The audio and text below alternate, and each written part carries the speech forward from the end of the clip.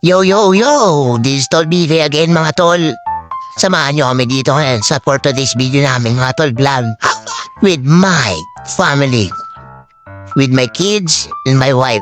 Dito sa Azure Residence.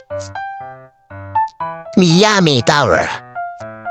Let's go guys, punta na tayo na wave pool. Here we go! At dito nga mga tol no, nasa 19th floor pala kami at waiting kami ng elevator. Pababa ng Miami Tower, papuntang wave pool. Tara't samahan nyo kami at manood kayo mga tol at sana maging masaya kayo sa pananood dito sa aming video. At dito nga para ang step 1 natin mga tol, magbabayad tayo ng entrance papuntang wave pool mga tol. At dito tipila na ang aking asawa at ang aking mga anak. Yan sa cashier para magbayad at eto tapos namin makapagbayad mga tol at papunta namin sa step 3 isang muna tayo ng mga tol. Papunta ngayon tayo ng locker room para sa ating seguridad sa ating mga gamit mga tol at mga mahalagang gamit. Pwede upay dyan mag-locker, libre lang po yan mga tol. At makikita nyo ang malaking pool na yan mga tol. 5:30 po bubuksan ang ating wave pool dyan mga tol. Pag nailagay nyo na ang mga importanteng gamit sa inyong locker room, pupunta na tayo sa mga pool. At ito't white sand yan mga tol at marami pong bulo. Alam mo inasa Boracay ka na mga tol at yan may mga upuan. Yan po yung malaking pool, 5:30 pa bubuksan ang wave pool na yan. Kaya dito muna tayo sa pambada mga tol. Kaya nga pala kami nandito sa Azure Residence mga tol dahil ito ang request ng aming birthday celebrant na si Syra Kate ang aming paralab mga tol.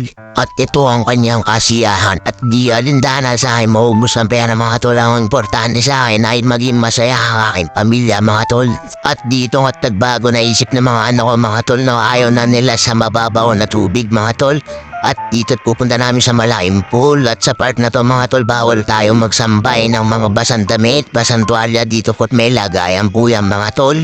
At dito na natin sisimulan ang ating kasiyahan. Let's go!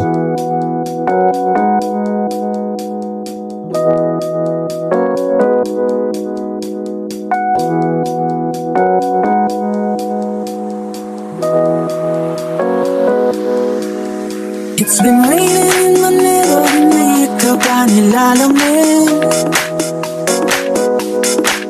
It's been raining in Manila, hindi ka ba nilalamig? But if it's raining in Manila, hindi kita maririnig.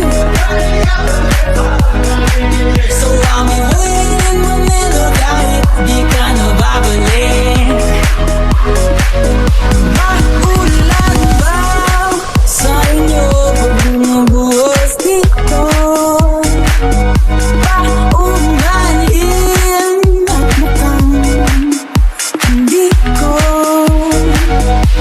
masasabayan ang iyong yapak sa pagngiti at pag-iyak, sa paglipad at pagbagsak ng araw-araw. Sa pagpikit na lang kita at pagtitigan sa mata, sa panaginip na magpapaligaw. Kamusta ka na? Kahit huwag nang sabihin, di ba na wala? Tama dito eh, sana ganun